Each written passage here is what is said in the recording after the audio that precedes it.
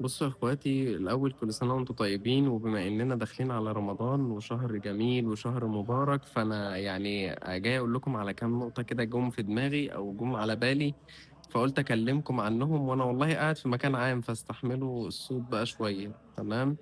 فاول نقطه كنت عايز اكلمك عنها يا غالي، وهي انك ما تخشش رمضان بقلبك عادي، قلبك بتاع الأيام العادية، وتطلع من رمضان قلبك زي ما هو. لأنك حرفيا لازم تحط هدف قلبي لرمضان، وتحط هدف عملي واضح، بسيط بس واضح.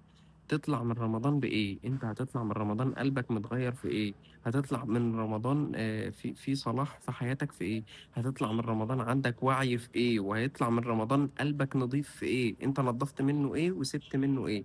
ده اول حاجة عايز اكلمكم فيها. تاني حاجة عايز اكلمكم فيها ان ده شهر القرآن، فده طبيعي. فانا عايز اقول لك ان انت لو ركزت مع القرآن في الشهر دوت، اقسم بالله لا يغير حياتك باكملها.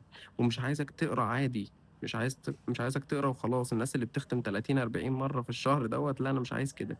انا عايزك تقرا بتدبر. تقرا بتدبر. اقرا مرة واحدة، اختم القرآن مرة واحدة، بس تكون بتدبر.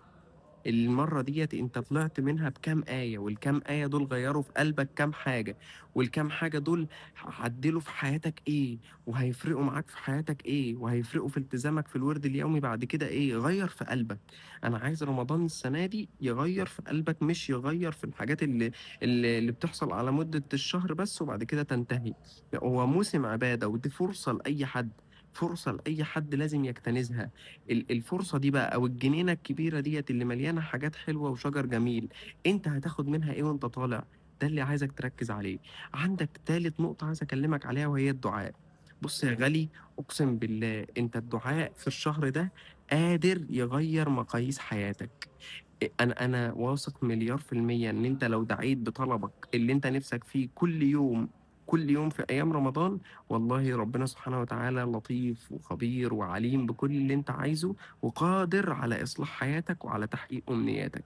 فأنا شايف إن انت مفيش أجمل من كده.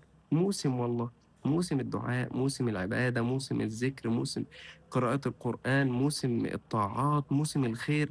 كفاية إن أنت بتبقى ماشي في الشارع، الناس كلها بتحاول تحافظ على على العادات الكويسة، وتبعد عن العادات السيئة. الناس كلها بتحاول تتقي الله. اللي بيشرب سجاير بيحاول يلم نفسه في اليوم دوت، في الشهر دوت. اللي بيعمل حاجة سيئة بيحاول يبعد عنها.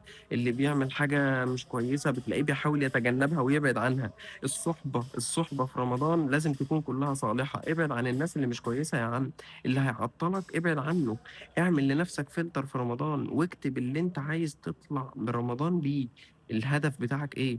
انا عايز اطلع برمضان وانا صلاتي فيها خشوع اكتر. انا عايز اطلع برمضان وانا حافظ جزء من القرآن. انا عايز اطلع برمضان وانا بعد رمضان اقول اذكار الصباح واذكار المساء كل يوم. انا عايز اطلع برمضان وانا مفلتر حياتي من الناس السلبية. حط هدف، والهدف ده يكون حقيقي وواقعي. والهدف ده يكون يعني تستطيع تحقيقه. ما تحطليش اهداف مستحيلة. علشان انت، ايوه، ما تعملش مع نفسك ان انت نينجا، وفي الاخر بعد 10 ايام من رمضان الاقيك فسيت ومحدش لاقيك اصلا، ولا لاقينك في المسجد، ولا لاقينك في التراويح، ولا لاقينك في اي حته. وتطلع من رمضان كانك ما دخلتوش. حاول برضو من الحاجات الجميله اللي عايز افكرك بيها، انك تطلع صدقه كل يوم حتى لو جنيه. فانت هتتصدق في ليله واحده كده. ليله واحده اللي احنا كلنا بندور عليها في رمضان، هتتصدق فيها. والصدقه فيها ايه؟ يعني مش عايز اقول لك، هي العبادات كلها فيها ايه؟ خير من 1000 شهر. فيعني يا ريت انت لو تصدقت كل يوم، فكده كده هتدرك الليلة ديت في الصدقات.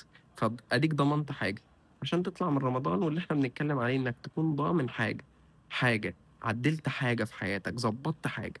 ويا ريت يا ريت يكون شهر مغفرة ليك، وتحاول تتأنى وتختار الفرص، تصطفي الفرص اللي انت عايزها في حياتك، وتدعي باللي انت نفسك فيه، هيستجاب والله العظيم.